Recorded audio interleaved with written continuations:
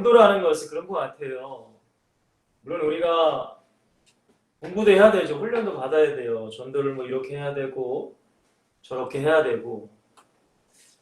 근데 사실 그 훈련이라는 것도 물론 우리가 앉아서 공부도 해야 되지만 사실 예수님께서 제자들을 가르치신 것은 그 현장 가운데 제자들을 가르치셨더라고요. 곧 그게 뭐냐면은 우리가 단순히 어떤 가서만, 항상 제가 강조하는 거죠. 어디 가서만 우리가 전도자로서 복음지를 들고 가는 것이 아니라 우리의 모든 삶의 현장. 그래서 예수님께서는 우리에게 너희는 세상의 빛이다. 빛은 뭐예요? 어둠을 밝히는 게 빛이잖아요. 또 세상의 소금이다. 부패하고 썩어져가는 그 현장을 살리는 것이 소금이란 말이에요. 그러니까 여러분들 우리 이 말씀을 들으시는 지슬튼 여러분들은 여러분들의 신앙생활도 마찬가지입니다. 교회에서만 내가 신앙생활 잘하고 가정에도 돌변하면 안 돼요. 그런 사람이 많거든요. 저도 목사잖아요, 목사. 교회에서는 거룩해야 하잖아요. 교회에서는 웃어야 되고 화가도 참아야 되고. 근데 내가 편한 현장에 가면은 이게 내가 나를 절제하고 컨트롤해야 되는데 그게 어려워. 근데 여러분들 그것은 온전히 주님의 임마누엘을 내가 누리며 살아가는 것이 아닙니다. 여러분 예수님께서 우리에게 원하시는 건 다른 것이 아니에요. 물론 우리가 나가서 전도도 해야 되고 여러 가지 해야 되지만 주님은 나의 삶이 아니 나 자체가 전도자가 되기를 원해요. 전도자라고 해서 뭐 특별하게 무슨 뭐 그런 게 아니라 정말로 예수님이 이 땅에 오신 목적 자기 백성을 죄에서 구원하시기 위해서 그리고 또한 처녀가 잉태의 아들을 낳으니 그 이름이 임마누엘이라 그 임마누엘의 뜻은 하나님이 우리와 함께 하신다는 거예요. 여러분 하나님이 우리와 함께 하신다는 게 뭐예요? 주님이 지금 나와 함께하고 있는 거예요. 관계예요. 관계. 여러분 주님이 멀리 있는 게 아니에요. 많은 사람들이 교회 다니는 사람들이 이 주님과의 관계를 잘 몰라요. 여러분 제가 지금 이 인도랑 파키스탄 지역에 지금 이제 항상 올라왔을마다 지금 말씀을 전하고 있는데 사실 이 신학교라고 물론 얘기는 하지만 뭐라고 해야 될까요? 아직 이 성경조차도 잘 모르시는 분들인 것 같아요. 제가 보기에. 뭐 연령층도 다양합니다. 뭐 10대도 있고 20대도 뭐 10대 20대도 있는 신학교도 많은 신학교도 있고 어떤 분들은 뭐 3, 40대 연세가 있는 분들 계신 분들 계세요.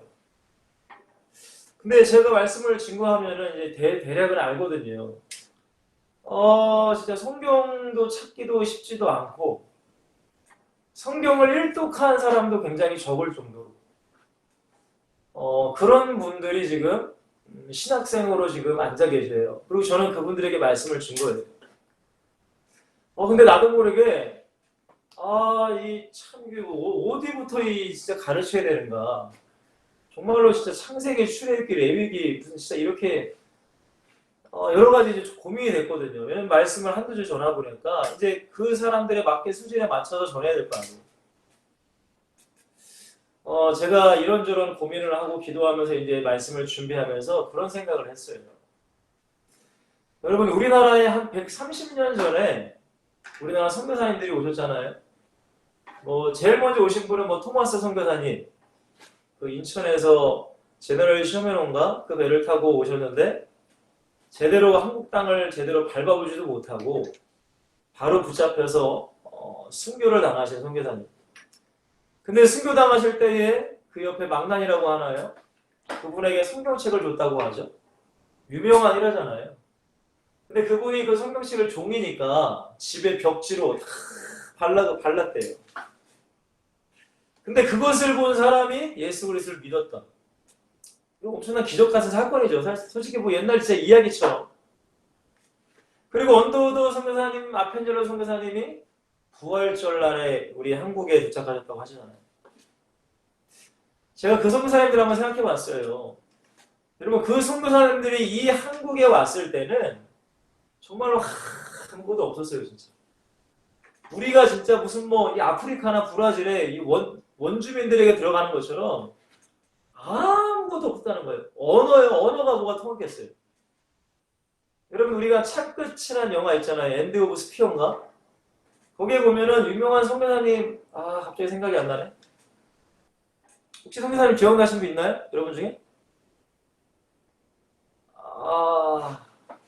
어쨌든 그 선교사님들 에콰도르에 그 부족에게 들어가서 복음을 증거하시려다가 순교하신 거잖아요. 그러니까 정말 아무것도 없는 이 땅에 오셔가지고 아니 자기가 가지고 있는 그 미국에서 진짜 편하게 목회할 수 있는 그 현장 근데 모든 걸 다 청병을 다 내려놓고 한국 땅에 오신 거예요.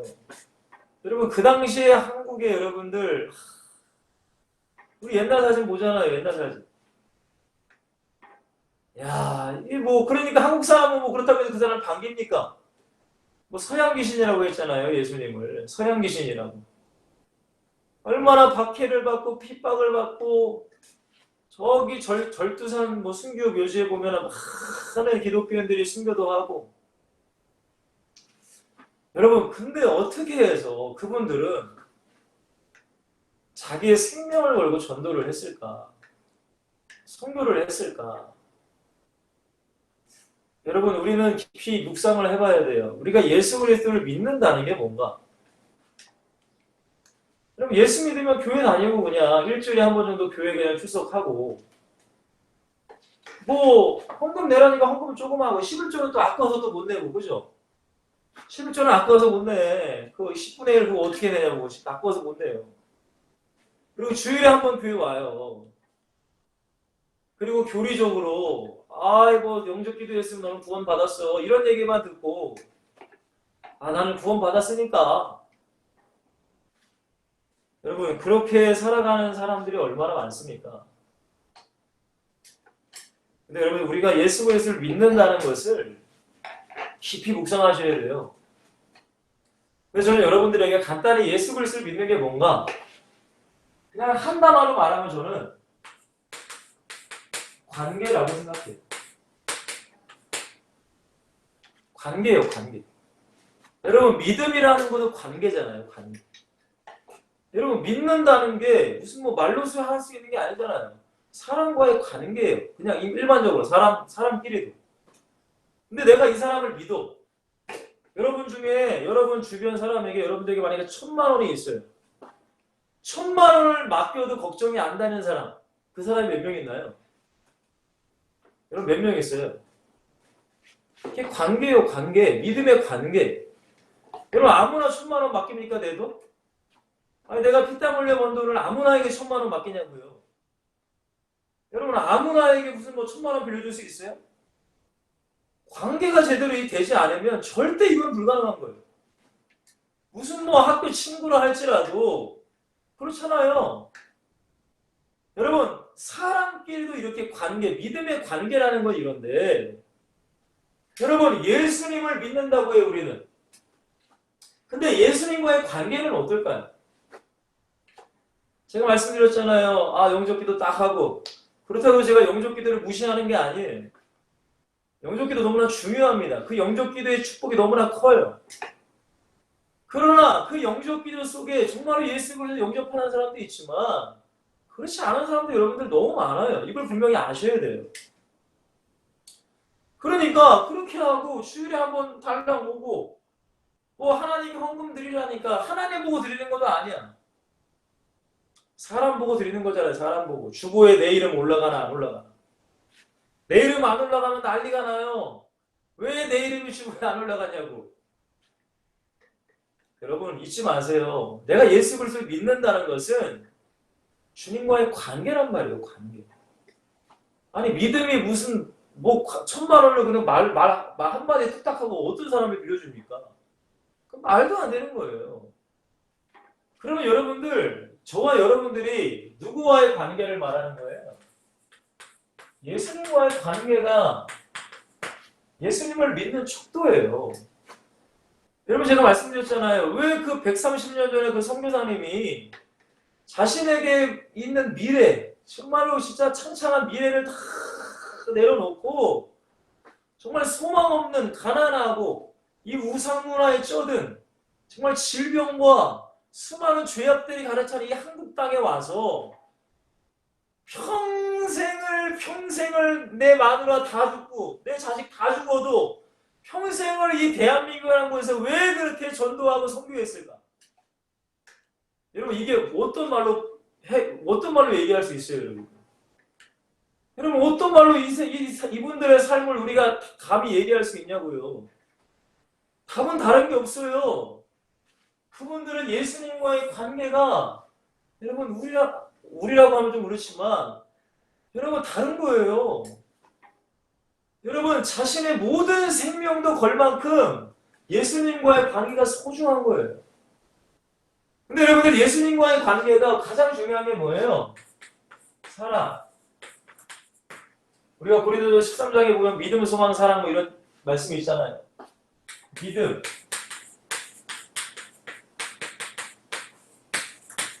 소망의 관계가 돼야 돼요.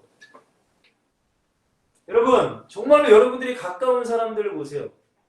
정말로 내가 결혼할 사람 이 관계가 안 되면 결혼하면 안 되잖아요. 그죠 여러분들? 아니 사랑의 관계가 안 돼 결혼을 왜 합니까? 내가 그 사람을 믿고 신뢰하지도 않는데 어떻게 결혼해요? 내 통장 어떻게 맡겨요? 내 월급 어떻게 그 남자 그 여자에게 맡겨요? 다 다른 지갑 차야지 다른 주머니 차야죠. 여러분 그 사람에게 소망이 없으면 어떻게 그 사람과 사냐 이거예요. 여러분 결혼도 이런 걸 다 보는데 하물며 예수님과의 관계가 예수님과의 사랑, 믿음, 소망, 사랑의 관계가 아니면 여러분 정말 우리는 깊이 생각해야 돼요. 정말 내가 예수를 믿는가? 여러분 왜 제가 이런 말씀을 드리는 줄 아세요? 여러분 전도라는 것은 주님과의 관계가 되지 않으면 할 수 없어요. 여러분 전도 여러분들이 나가보셨잖아요. 이 더운 여름에. 저도 한여름에 이 예전 교회 성도님들이랑 한여름에 전도를 나가서 제가 더위를 먹었다고 했잖아요. 제가 더위에 전도라는 그 힘든 걸 저도 알아요. 근데 왜 나가냐 이거예요. 왜 도대체? 사람 때문에? 아니 누구한테 보이려고? 자랑하려고? 그런 식으로 부를 수 없잖아요. 예수님과의 관계 때문에 나가는 거란 말이에요.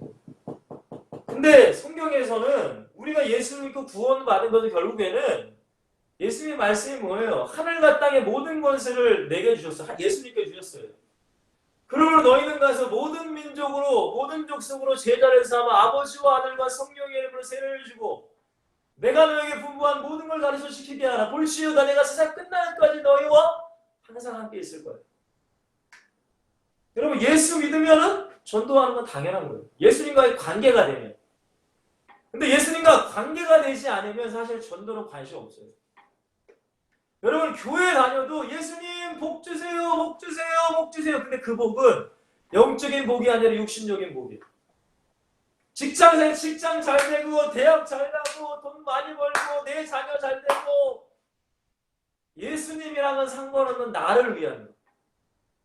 근데 여러분들 예수님과 관계가 있는 사람은 내 거 먼저 구하지 않아요. 예수님 거 먼저 구해요.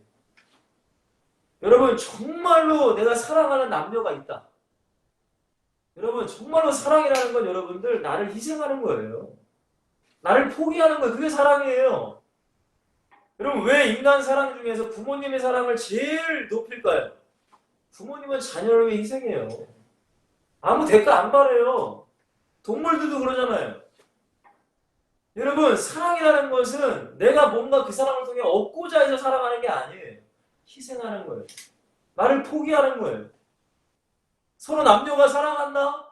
그 서로에게 막 이익을 추구하고 막 내거 주장하고 그게 사랑이 아니라니까요. 그러면 서로 이혼해요 금방. 여러분 나를 희생하는 게 사랑이라는 거예요. 여러분 맨 처음에 연애할 때는 뭐 좋지 뭐 100이면 100 다 좋아요. 근데 결혼해보세요. 하나하나 그 사람이 단점이 보이고 그러면은 단점이 보면 정이 떨어질 수도 있고 여러분 그러면 어떻게 살아요? 여러분 있지만 사랑은 희생이에요. 희생. 여러분 왜 우리가 예수님을 사랑할 수 있습니까? 왜 우리가 예수님을 믿을 수 있고 소망을 가질 수 있어요? 여러분, 예수님의 사랑은 다른 게 아니에요. 예수님의 십자가예요, 십자가. 여러분, 예수님의 십자가가 진짜 믿어지면 예수님을 사랑할 수밖에 없어요. 근데 예수님이 사랑하지 않으면 관계가 뭐 안 되는데 뭐 어떻게 사랑해? 그 사람은 십자가를 모르는 거예요. 여러분, 기억하셔야 돼요. 왜 제가 서두에 이런 말씀을 드리느냐? 여러분, 구원이라는 것을 오해하지 말라는 거예요. 우리는 정말로 구원받은 자가 돼야 되고, 또한 우리가 전도하는 그 사람들에게 제대로 된 구원, 예수 그리스도를 말해야 되는 거예요. 예수 그리스도의 십자가의 사랑. 여러분, 바울이 왜 사도행전 20장 24절에 복음을 위해 달려갈 길과 주 예수께 받은 사명, 하나님의 은혜의 복음을 이를 전하는 일을 마치려면 왜 생명자 조금 더 귀한 거 여기지 않겠노라? 왜 그랬을까요? 생명 다 귀해요.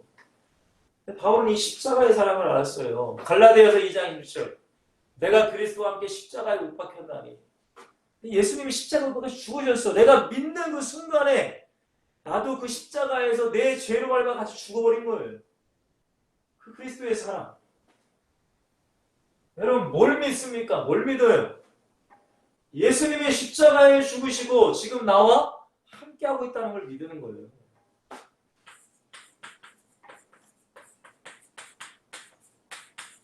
아니, 도대체 뭘 믿냐 이거예요. 믿습니다, 믿습니다. 사람들 많이. 도대체 뭘 믿어요? 여러분 보세요. 불신자들 걱정, 근심, 염려, 불안, 초조, 스트레스, 열등감. 그 왜 그래요? 하나님이 안에 없기 때문에 그런 거예요. 하나님이 함께하고 있다는 걸 모르니까. 왜? 마귀의 자녀니까. 하나님을 떠났기 때문에. 근데 우리는 예수 믿는다고요. 많은 교회 다니서 예수 믿어요. 근데 계속 불안, 초조, 걱정, 염려, 근심, 원망, 불평. 여러분, 예수 믿는다는 게 뭐라고요? 지금 예수님이 십자가에 죽으신 그분이 나와 함께하고 있다는 사실을 믿는 거예요.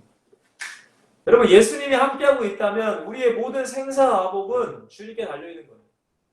그게 믿어지는 게 믿음이라는 거예요. 우리의 믿음, 하나님이 나와 함께한다. 여러분, 소망은 뭐예요? 소망. 천국 소망을 가지시는 거예요. 천국 소망. 천국 소망이야. 다른 소망이 아니에요, 여러분들. 여러분, 절대 우리는 이 땅에 천년만년 살지 않아요. 그냥 이 땅에서 적당히 그냥 하나님이 주시는 거에 적당히 누리면 돼. 그렇잖아요. 하나님 주시는 거 적당히 난 누리고 내게 물질을 주든 시간을 주든 건강을 주든 그거 하나님 나라를 위해 써야 돼요. 보물 있는 곳에 내 마음이 있다.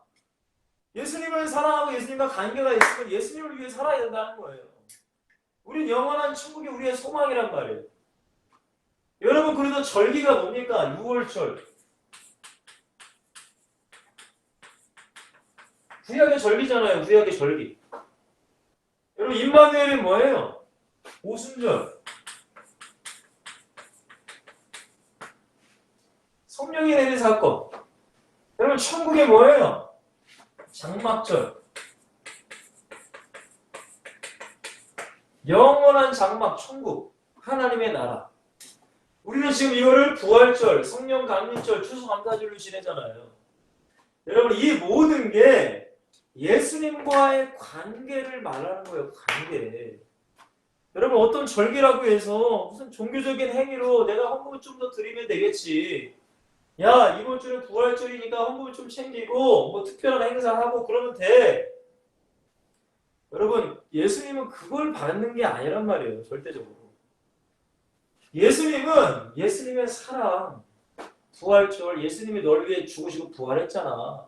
그만큼 예수님이 널 사랑한다는 거예요. 그리고 오순절, 성령 강림절, 단순히 그냥 헌금 얼마 드리라는 게 아니에요. 성령이 지금 너와 함께하고 있잖아. 걱정하지 마. 두려워하지 마. 여러분, 추수감사절. 추수감사절이 뭡니까, 여러분들? 1년 동안 내가 하나님께 받은 은혜 막 쥐어 짜내요, 막. 하나님께 감사한 게 도대체 뭘까? 내가 직장이 좀 잘 갔나? 내가 월급이 좀 올랐나? 우리 집이 좀 너울 평수로 넘어갔나? 사람들 그거 짜네. 여러분, 그거 아니에요. 추수감사절에 감사하는 여러분들, 내가 예수 믿고 구원받아 성령이 나와 함께 하시기 때문에 영원한 천국에 갈 것이 감사 예물 드리고 하나님께 감사 예배 드리는 거예요. 여러분 이것은 다른 게 아니잖아요. 예수님과의 관계란 말이에요. 관계. 여러분 예수님 보세요. 아까 제가 그랬잖아. 사람과의 관계도 1,000,000원 맡길 수 있는 사람이 있고 1,000,000원 못 맡기는 사람도 있죠. 여러분 예물도 마찬가지예요. 예수님께 왜 예물을 우리가 못 드립니까? 관계가 안 돼 있으면 그러는 거예요. 여러분 예수님은 진짜 우리의 그 돈이 예수님께서 그 돈을 뺏어 가시는 게 아니라 돈 욕심내시는 분이 아니냐 예수님은. 근데 왜 우리에게 예물을 원하실까요? 그게 곧 우리의 마음이기 때문에 그런 거예요. 사랑하는 엑시 썰튼 여러분들, 제가 인도 지금 신학교 복음 전하는 것과 우리 선교사님 얘기하다가 갑자기 이렇게 갔는데, 여러분 결국에는 우리가 하나님의 영광을 위해서 하는 것, 그것은 여러분들 영혼을 살리는 거예요. 그 하나님의 영광. 근데 그 모든 것은 사실은 예수님과 관계에 달려있다는 걸 제가 말씀드리고 싶어서 지금 굉장히 장하게 지금 설명을 드린 거예요. 여러분 이 말씀을 잘 한번 묵상해 보세요. 저는 구원은 하나님과의 관계라고 생각해요. 예수님과의 관계. 물론 하나님의 말씀을 믿어줘야 되겠죠. 그죠? 근데 그 하나님의 말씀이 믿어지는 것도 예수님과의 관계 속에서 나오는 거예요. 여러분 생각해 보세요. 그 사람의 말이 믿어진다. 그 말이 믿어진다. 그 사람이 믿어지는 거예요. 하나님 말씀이 내가 믿어진다. 곧 하나님이 믿어진다는 뜻이에요.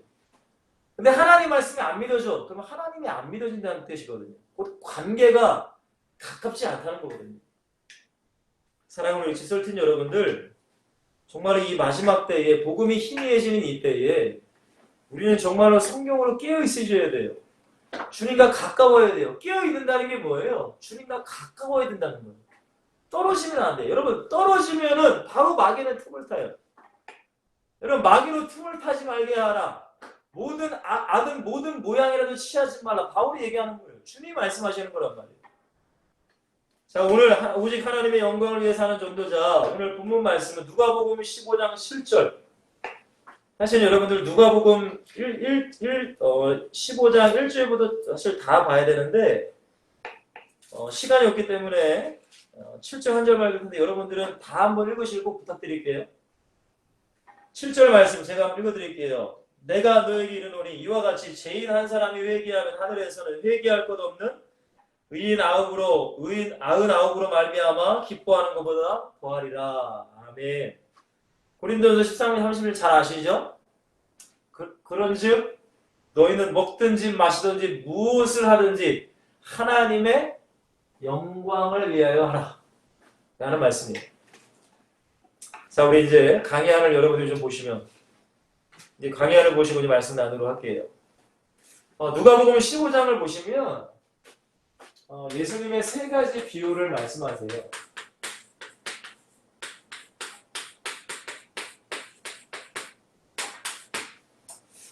첫 번째 비유가 1절부터 7절까지의 비유입니다.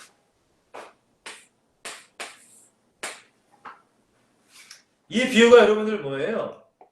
양을 잃어버린 거예요. 양. 잃어버린 양이에요.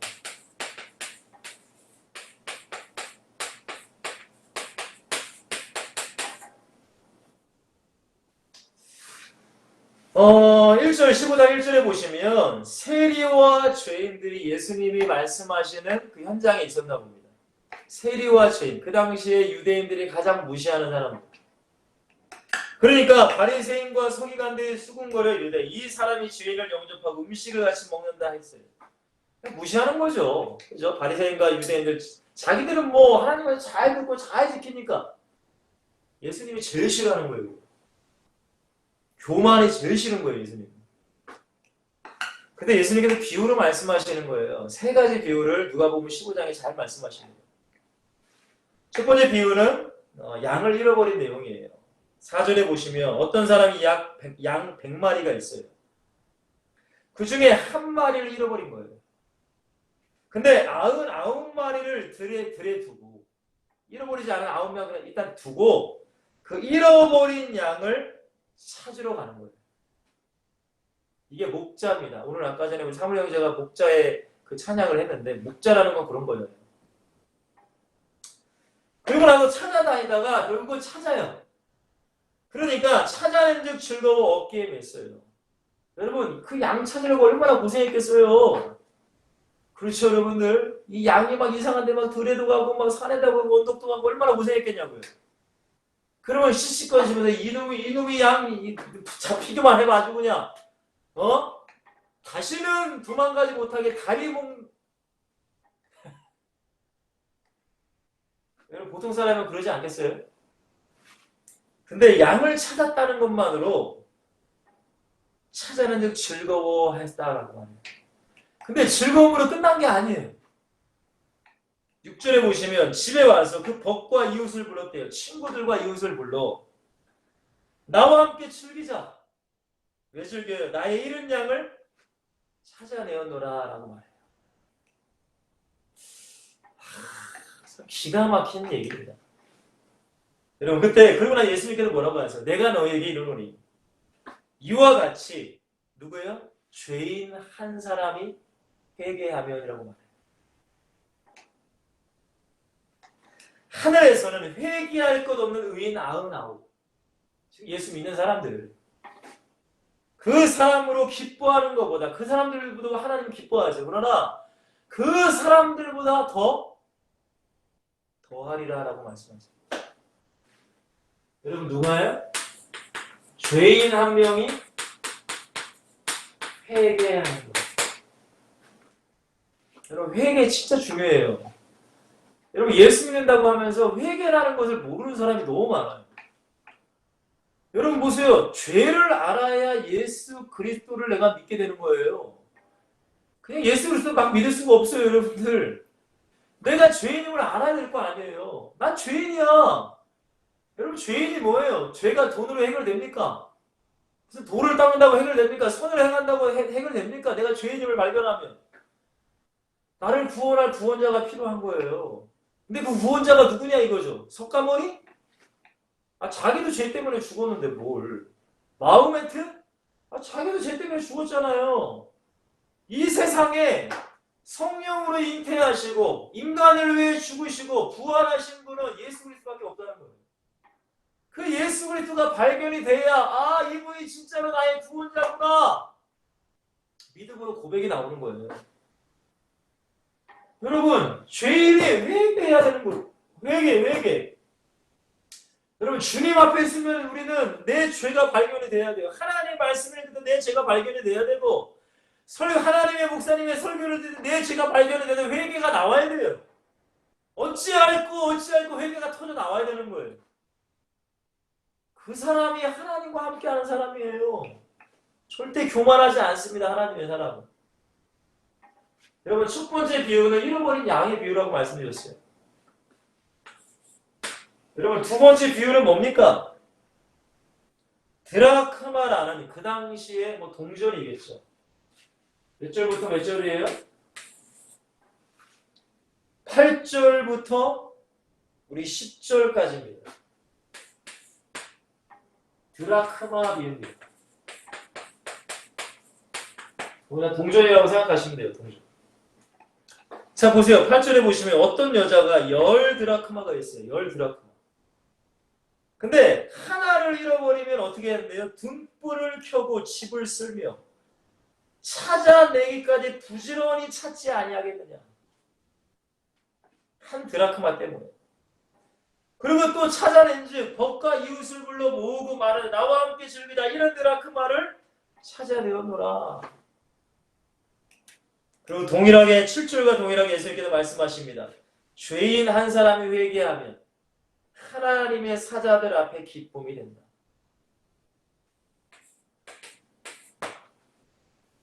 여러분 이게 예수님의 비유예요. 여러분 예수님이 가장 기뻐하시는 게 뭐라고요?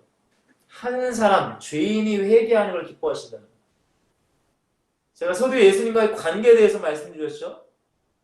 어떤 사람과 가까워지면은 그 사람이 기뻐하는 모습에 나도 기뻐요. 여러분 이게 이해가 되실지 모르겠습니다. 그 사람을 사랑하면은 그 사람이 먹는 모습만 봐도 내가 기뻐. 그 사람의 행복한 모습을 봐도 기뻐. 이게 사랑의 관계예요. 뭔 말인지 이해가 되시죠? 우리가 예수님을 사랑하고 믿고 소망을 가지고 있다면 예수님이 기뻐하는 게 나도 기쁜 거예요. 근데 예수님이 뭐가 기쁘시다고요? 죄인 한 명이 회개하는 게 예수님 기쁘시대. 이 의미를 우리는 잘 아셔야 돼요. 전도라는 거. 여러분, 세 번째 비유입니다. 이 비유를 여러분들 잘 아시죠? 15장 11절부터 32절까지의 비유입니다. 이건 뭐예요? 탕자의 비유예요. 탕자. 우리가 알고 있는 둘째 아들. 여러분, 둘째 아들이 어떻게 했어요? 둘째 아들이 세상에서 좀 놀다 보니까 아버지가 부자예요. 그러니까 어떻게 아버지에게 내게 물려줄 재산 좀 미리 좀 달라고. 근데 아버지는 또 줘요. 그렇죠? 그러니까 이 돈을 가지고 어떻게 해요? 세상의 그 친구들과 쾌락, 향락 즐겨요. 아버지의 품을 떠난 거예요. 여러분, 모든 인간은 하나님의 품을 떠났어요. 하나님을 떠나서 그렇게 죄와 마귀에 눌려 살아가는 거예요. 그렇게 살아가는 거예요. 왜 가난한지, 왜 질병에 걸리는지, 왜 정신에 문제가 있는지, 왜 영적인 문제가 있는지, 왜 가정이 이러는지, 왜 자녀들이 이러는지 모르고 살아가요. 그리고 자기가 지옥 갈 것도 모르고 살아가요. 그렇게 떠나는 거예요.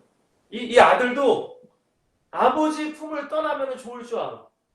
왜 당장 내가 돈 가지고 즐기고 놀고 먹고 내 마음대로 쓰니까.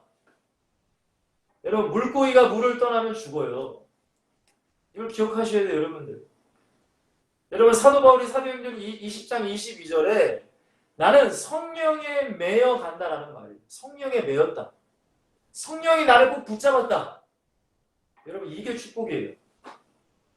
여러분, 성령이 여러분을 붙잡으셔서 여러분들 마음대로 산다고 생각해봐. 여러분, 죄만 짓다가 우리 지옥 가요. 근데 성령이 우리를 딱 붙잡고 해서 죄를 지으면 깨닫게 하시는 거예요. 찔림을 주셔. 그게 은혜인 거예요. 여러분, 성령의 사람은 찔림을 항상 받아요. 여러분, 목사인 저도 찔림이 왜 없겠습니까? 없으면 이거는 안 돼요, 여러분. 아니, 우리가 하나님보다 완벽한 사람이 어디 있어요? 그러니까 둘째 아들이 아버지의 재산을 가지고 자기 마음대로 써. 맨 처음에 신나죠. 여러분 보세요. 교회 안 나와 보세요. 맨 처음에는 교회 안 나오면 얼마나 편하겠어요. 주일에라도 교회 안 나오고 수요일에도 안 나오고 금요일에도 안 나오고. 요즘에 비대면 예배라고 목사님 저는 참 걱정이 돼. 이게 이제 습관이 될까 봐. 뭔 일만 생기면 목사님 저 비대면 예배를 드릴게요. 여러분, 잘 이 시대를 우리는 분별하셔야 돼요. 마귀가 어떻게 우리를 지금 잡아삼키고 있는가. 물론 코로나라는 질병 때문에 비대면 예배를 해야 된다는 거 알고 있어요. 근데 우리 이 비대면 예배가 당연시 되면은 그거는 마귀가 노리는 거예요. 무슨 일만 생기면 너 유튜브로 예배 드리면 되죠 뭘. 유튜브 재방송 보면 되죠.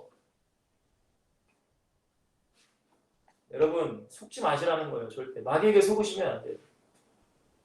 여러분, 이 아들이 그렇게 나가니까 맨 처음엔 좋아. 근데 어떻게 돼요? 결국에는 거지가 되는 거예요. 여러분, 하나님 떠나보세요. 뭐가 좋겠습니까? 다시금 하나님을 떠난 그 저주, 하나님을 떠나서 생기는 저주와 문제와 마귀와 그 재앙들이 그 사람에게 다시 와요. 영적 문제, 정신 문제, 생활 문제, 육신 문제, 가정 문제 다시 온다는 거예요. 뭐가 좋냐고요. 여러분, 그러니까 이 아들이 어떻게 했어요? 돼지들이 먹는 그 지역 열매도 하나 제대로 못 먹어. 여러분, 이때 깨달아야 되는 거예요. 그게 하나님의 은혜예요.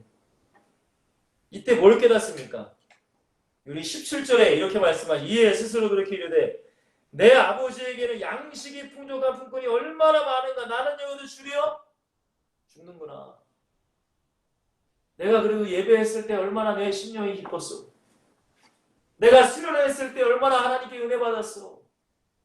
여러분, 그런 은혜가 생각이 나야 돼요. 그런 은혜가 없으면 안 돼. 그러니까 어떻게 합니까? 내가 일어나 아버지께 가서 이르기를 아버지, 내가 하늘과 아버지께 죄를 지었사오니 지금부터는 아버지의 아들이 일컬음을 감당하지 못하겠나이다. 여러분, 죄를 깨달아야 됩니다. 죄 용서, 회개. 여러분, 이때 아버지의 반응이 어떤 거예요? 이놈아! 네가 그렇게 나가니까 쌤통이다! 라고 했나요? 그렇지 않으셨어요. 아버지는. 뭐라고 하죠? 20절에 이에 일어나서 아버지께로 돌아가니라. 아직도 거리가 먼데, 거리가 멀어요. 지금 아들이 저기 멀리서 와. 근데 아버지가 아들이 걸어오는 모습을 보시고 아버지가 그를 보고 치근히 여겨 달려가 목을 안고 입을 맞추니 아들이 이르되 아버지 내가 하늘과 아버지께 죄를 지었사오니 지금부터는 아버지 아들의 큰을 감당하지 못하겠나이다. 그때 아버지는 얘기합니다. 종들에게 이르되 제일 좋은 옷을 내어다가 입히고 손에 가락지를 비우고 발에 실을 신기라. 그리고 살찐 송아지를 끌어다가 잡으라. 우리가 먹고 즐기자. 이 내 아들은 죽었다가 다시 살아났습니다. 죽었어. 영적으로 죽었다가 다시금 새 생명을 얻었습니다. 내가 잃어버렸다가 다시 얻어놓아. 그들이 즐거워하더라 라고 말씀하세요. 여러분, 이게 은혜라는 거예요. 이게 은혜. 저는 모르겠습니다. 여러분들은 모르겠어요. 저는 하나님 앞에 죄를 참 많이 지은 사람이에요. 정말로 죄를 많이 지은 사람입니다. 지금도 물론 죄를 짓고 있지만. 근데 제가 항상 감사한 것.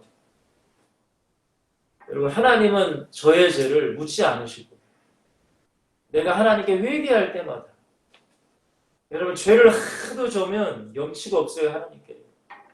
하나님께 얼굴 들 수가 없어요. 그럼에도 불구하고 내가 눈물로 회개 기도할 때마다 주님은 나를 용서하셨다. 여러분, 누군가를 용서하는 건 쉽지가 않아요. 여러분, 우리나라 사람들 3번이라고 하죠. 3번까지는 용서해 줄게. 근데 베드로는 뭐라고 합니까? 7번까지는 용서해 줄게. 예수님 뭐라고 하세요? 70번씩, 7번씩 용서해라. 1만 달란트 빚진 자. 여러분, 100데나리온 빚진 자. 여러분, 우리는 하나님께 1만 달란트 빚진 자예요. 그리고 다른 사람들이 나한테 피해를 준 건 100데나리온밖에 안 돼. 근데 우리가 하나님께 그 큰 용서를 받았으면 우리는 다른 사람을 용서를 못해. 하나님의 사랑을 모르는 거예요. 여러분, 우리는 끊임없이 죄를 져요. 끊임없이 생각으로, 눈으로, 손으로, 발로 다 뽑아야 되고 다 잘라버려야 돼요. 행동대로. 근데 하나님께 자백하며 우리 주님 미쁘시고 의로우사 우리의 모든 죄에서 십자가의 그 피로 깨끗하게 하실 것이요. 우리를 모든 불의에서 깨끗하게 하실 것이다 라고 요한일서 1장 7절에 말씀하고 있습니다. 여러분, 이게 예수님의 3가지 비유입니다. 누가복음 15장 7절에, 누가복음 15장 말씀에 나옵니다. 예수님께서 왜 제자들에게 이런 비유를 말씀하셨을까요? 여러분, 세상에는 잃어버린 양 같은 사람들이 많다는 겁니다. 잃어버린 드라크마, 그 사람들이 많아요. 그리고 잃어버린 세상의 즐거움과 쾌락과 향락을 가지고 하나님을 떠나고 마귀에게 붙잡혀 사는 사람이 너무너무 많아요. 근데 예수님이 뭐라고 하세요? 이 한 사람이 주님께 돌아오면 주님은 너무 기쁘시다. 하나님 나라의 잔치가 벌어진다. 여러분, 우리 노래 알잖아요. 하나님 기뻐 노래하시리 열방이 주께 돌아올 때. 이 찬양 아시죠? 여러분, 오늘 제목이 뭐라고요? 하나님의 영광을 위해 사는 존재잖아요. 하나님의 영광이 뭡니까? 하나님이 기뻐하시는 거예요. 하나님이 기뻐하시는 게 뭐예요? 죄인 한 사람이 회개하고 돌아오는 거예요. 여러분, 우리는 많은 것을 볼 때가 있어요. 많은 사람이 구원받아야 되고, 물론 많은 사람이 예수님이 되고, 많은 사람이 교회에 꽉 차야 돼. 물론 맞아요. 근데 여러분들, 한 사람이 소중하다고 여러분 기억하세요. 한 사람. 저도 지금 이 말씀을 전하는 그 인도와 파키스탄 그 현장에 저도 한 사람을 보고 말씀 증거하는 거. 한 사람. 한 사람이 제대로 제자가 되면 여러분 그 지역과 그 나라 민족을 뒤집을 수 있는 거예요. 우리도 마찬가지고. 여러분은 한 사람, 저 한 사람이 너무나 소중한 거예요. 여러분 두 번째입니다. 잃어버린 영혼을 지금도 잃어버린 영혼들을 찾아다니는 사람을 주님은 찾고 계세요. 말이 좀 어렵게 지금 해놨는데 잃어버린 영혼을 찾는 자.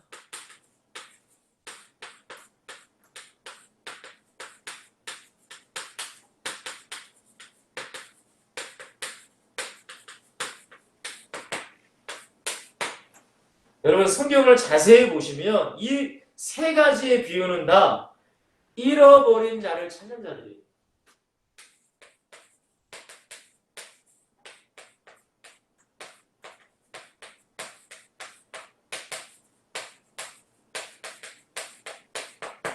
첫 번째 비유에는 여러분들 양을 잃어버렸어요. 두 번째는 돈을 잃어버렸고 세 번째는 자녀를 잃어버렸어요. 근데 결국엔 다 어떻게 돼요? 찾아요. 근데 이 찾아다니는 사람이 어떻게 찾아다니는지 아세요? 성경에 보니까? 여러분 15장 4절에 보시면 찾아내기까지 찾아다니는 거예요. 이게 깊은 메시지인데 찾아내기까지.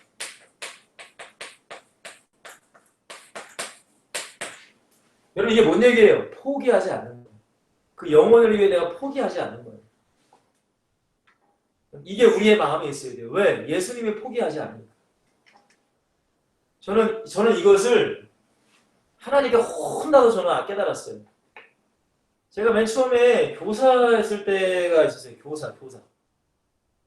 애들을 제가 매번 맡았어요. 한 대여섯 명. 근데 이 중학교 2, 3학년 애들, 남자애들, 여자애들.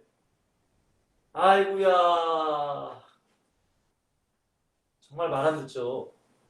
또 여자애들은 또 그 당시 얼마나 이뻐지고 싶어요. 화장하고 막 짧은 치마 입고 그런 애들이 교회 오는 거예요. 그렇게라도 교회 오면 그나마 다행이야. 근데 전화해도 교회 안 나와. 아무개야 교회 좀 나와라. 제가 오죽했으면 학교까지 찾아가요. 학교 앞에서 그 아이를 기다려요. 근데 정말 마음이 아픈 게 그 아이가 나를 일부러 모른 척하고 지나간다. 숨어서 내가 다 보이지 왜 몰라? 근데 나를 숨어서 절로 도망가더라고. 그때 제가 하나님께 기도하면서 주님 정말 안 되겠습니다. 내가 포기하더라고. 쟤는 안 될 것 같아요. 그때 제가 예수님께 혼났어요. 왜 내가 포기하는데 네가 왜 포기하냐고. 예수님은 포기하지 않는다는 거예요. 근데 왜 네가 포기하느냐 이거예요. 제가 그때 얼마나 하나님께 회개하고 눈물 흘렸는지 몰라요. 여러분 주님과의 관계가 있는 사람, 전도자는 잊지 마세요. 찾아내기까지 찾아내는 거예요. 찾아내기까지. 여러분 두 번째는 뭡니까? 8절에 보시면 뭐라고 해요? 부지런히 찾지 아니하겠느냐.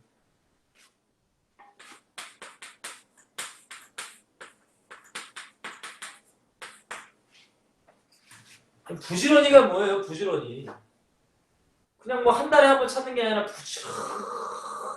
참 이게 쉽지가 않아요. 여러분 교회에도 실족한 영혼들이 많죠. 물론 자기가 시험 들어 나간 사람도 있고 그냥 세상에 좋아서 나간 사람도 있고 또한 교회에서 시험 들어 나간 사람도 있고. 근데 주님의 마음은 뭐예요? 부지런히 찾으라는 거예요. 여러분 우리 모두에게 찔림이라는 게 있어야 돼요. 이 말씀을 드릴 때. 저도 마찬가지예요. 우리가 그러잖아요. 전화합니다. 안 나오면 아무개야 왜 전화 왜 안 와? 그러다가 점점 이야기가 전화도 안 받고 그러면 어떻게 해요? 저도 그래요. 저도 목사지만 점점 연락을 끊는 나의 모습. 여러분 주님이 원하시는 거는 부지런히 찾는 자를 찾으시는 거예요. 그리고 마지막 탕자의 비유에는 뭡니까? 아버지 끝까지 기다리시고 끝까지 아들을 기다리는 거. 여러분 그 영혼이 돌아오기까지 계속 기도하고 기다리는 거. 여러분 주님은 이런 자를 찾으세요. 여러분 결국에는 왜 이렇게 잃어버린 자를 찾을 수밖에 없을까요? 간단한 거예요. 창세기 3장 문제에 고통당하는 자를 아기 때문에.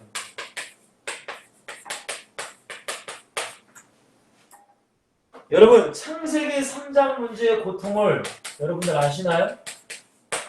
하나님을 떠난 자, 불신앙과 죄와 사탄으로 인해서 모든 인간은 흑암의 경제와 흑암의 문화와 흑암의 종교 속에 살아가고 당연히 우상 숭배하는 거, 영적 문제, 정신병, 정신 문제, 생활의 파괴, 중독적으로 살아가고 모든 인간은 다 중독되어 살아가요.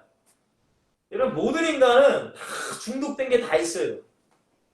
뭐 게임 중독, 알코올 중독, 담배 중독, 무슨 사람 중독, 노는 거 중독, 여행 중독, 뭐 낚시 중독, 바둑 중독,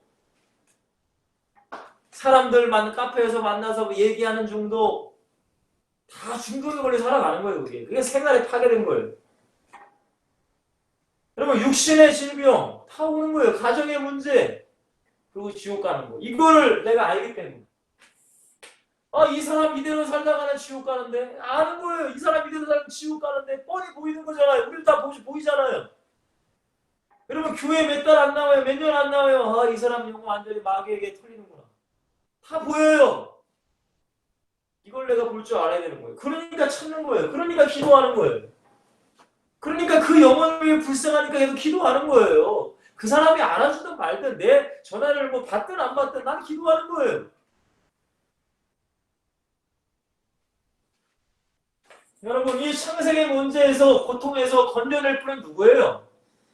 오직 예수 그리스도만이 모든 문제 해결자라는 걸 내가 알잖아요. 그러니까 예수께로 인도해야죠. 그러니까 전도해야 되는 거잖아요.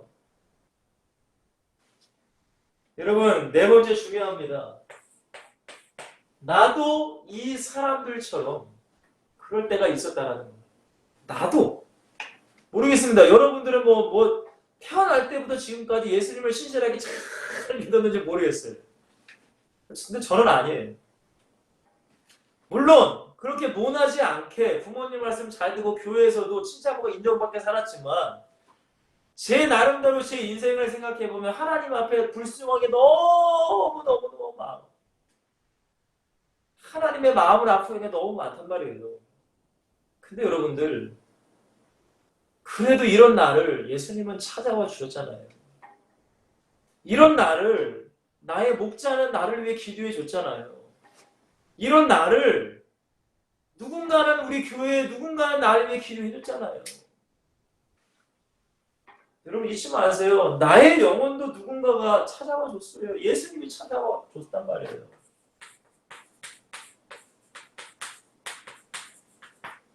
여러분 나보고 먼저 찾아가라는 게 아니에요. 우리도 누군가가 나를 찾아왔기 때문에 예수님이 찾아왔기 때문에 지금 이 자리에 서 있다는 거예요. 그걸 여러분들이 아시라는 거예요. 여러분 다섯 번째 뭐예요? 결국에는 한 영혼이 한 죄인이 회개하는 것. 그 창세기 3장 문제를 발견하고 예수가 그리스도 구원자라는 사실이 믿어지는 그것. 곧 영혼 구원이 최고의 하나님의 뭐예요? 영광이라는 거예요.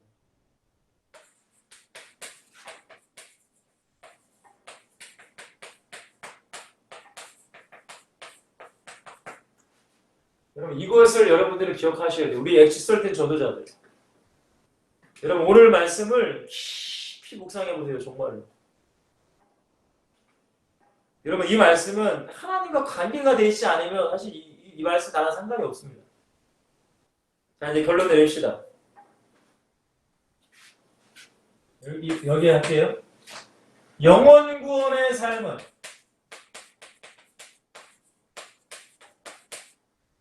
여러분 곧 하나님의 영광이 영혼 구원은 하나님의 영광이에요. 이 삶은 최고의 기쁨이에요.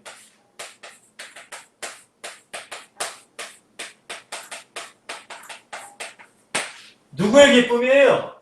하나님의 기쁨, 예수님의 기쁨. 근데 예수님과 내가 관계가 되어 있기 때문에 나의 기쁨이 되는 거예요. 예수님이 기뻐하시면 나도 기쁜 거예요. 우리가 그러잖아요. 사랑하는 사람이 기뻐하면 나도 기뻐. 사랑하는 사람이 마음이 아프면 나도 아픈 거랑 똑같듯이 예수님이 아프면 나도 아파야 돼요. 예수님이 근데 기뻐하시면 나도 기뻐하는 거예요. 근데 예수님이 기뻐하는 게 뭐라고요? 죄인 한 명이 회개하는 거. 잃어버린 영혼이 예수님께로 돌아오는 거. 하나님을 떠나 있는 저기 세상에 많은 불신자들이 하나님께로 돌아오는 걸 가장 기뻐하신대. 이 기쁨을 하나님은 영광이라고 말씀하시는 거예요. 바울이 뭐라고 했다고요? 너희는 먹든지 마시든지 무엇을 하든지 영혼 구원을 위해 하라. 주님의 기쁨을 위해 살라. 하나님의 영광을 위해 살라. 여러분, 영혼 구원의 삶은 최고의 기쁨입니다. 그래서 제가 한 사람의 영혼의 가치를 알아가고 있습니다.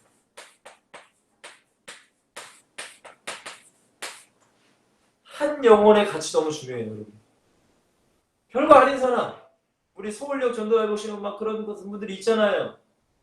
근데 그 한 영혼의 가치, 주님의 마음으로 품어보세요.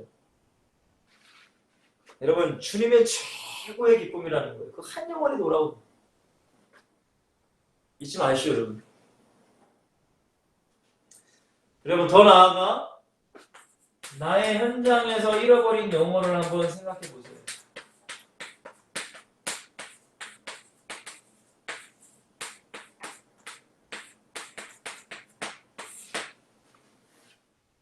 잃어버린 영혼 많죠. 그죠? 뭐 하나님을 떠난 불신자도 하나님의 것에 잃어버린 영혼이고, 여러분 종교인들도 하나님 것이 잃어버린 영혼이에요. 종교인, 그냥 교회 왔다 갔다 하는 사람. 그러면 예전에는 예수님을 잘 믿는데 지금은 뭐 때문에인지 모르겠지만 실족한 영혼이 교회 안 나오는 사람. 그 사람들이 우리 주변에 현장에 있습니다. 어떻게 될까요, 여러분들? 가장 먼저 기도하십시오, 여러분. 기도하십시오. 기도하면 성령의 감동 주실 때 움직이시면 되는 거예요. 그리고 성령께서 말하게, 그때는 여러분들 우리가 무슨 공부한 뭐 구원의 길 그 사람에게 할 수 있습니까? 그 사람도 다 알고 있는데. 그렇잖아요. 교회 다니고 실족한 사람 다 알고 있잖아요. 여러분, 그때에 진짜 나와 함께 하시는 성령, 내 입술을 통해 말씀하게 하시는 성령의 역사를 내가 경험하는 거예요. 저도 그럴 때가 많아요. 어떤 사람과 상담을 하다 보면은 나는 전혀 생각하지 못하는 말을 내가 막 내 입에서 막 할 때가 많아. 그리고 그 사람이 위로를 받고 다시금 회복되고 다시금 그런 것들. 여러분, 그때 진짜 성령이 나와 함께 하시는가라는 여러분 느낄 수 있는 거예요. 우리가 단순히 우리가 구원의 길이라는 걸 말씀을 듣고 외우고 암송하고 나가서 전도하는 것도 물론 성령께서 역사하시는 현장을 보지만, 정말로 이런 영혼들을 만나서 대화하다 보면 성령이 그 사람에게 필요한 말씀을 할 때가 있단 말이에요. 그걸 여러분들이 경험하면은 놀라운 은혜를 경험하는 거죠, 내가. 자, 그렇기 때문에 여러분들 각자 현장이 있어요. 저의 현장은 교회고 여러분들이고, 뭐 우리 교회 분들이고, 인도 파키스탄 신학교고, 다 우리 현장이 있습니다. 중요한 건 뭐예요? 이 현장에는 나에게 주신 천명과 소명과 사명을 붙잡고 열심히 달려가셔야 돼요. 여러분, 내게 주신 그 사명, 내게 주신 사명, 여러분 그 사명은 무슨 직장에서 무슨 회장님, 사장님, 부장님, 팀장님이 여러분들에게 준 프로젝트 같은 그런 사명이 아니라고요. 영원한 하나님 나라에 쌓일 여러분들의 삶도 그 사명. 이 사명을 향해 우리 달려가는 거예요. 여러분, 빌립보서 3장 12절, 13절에 14절에 바울이 이렇게 고백합니다. 제가 한번 읽어드릴게요.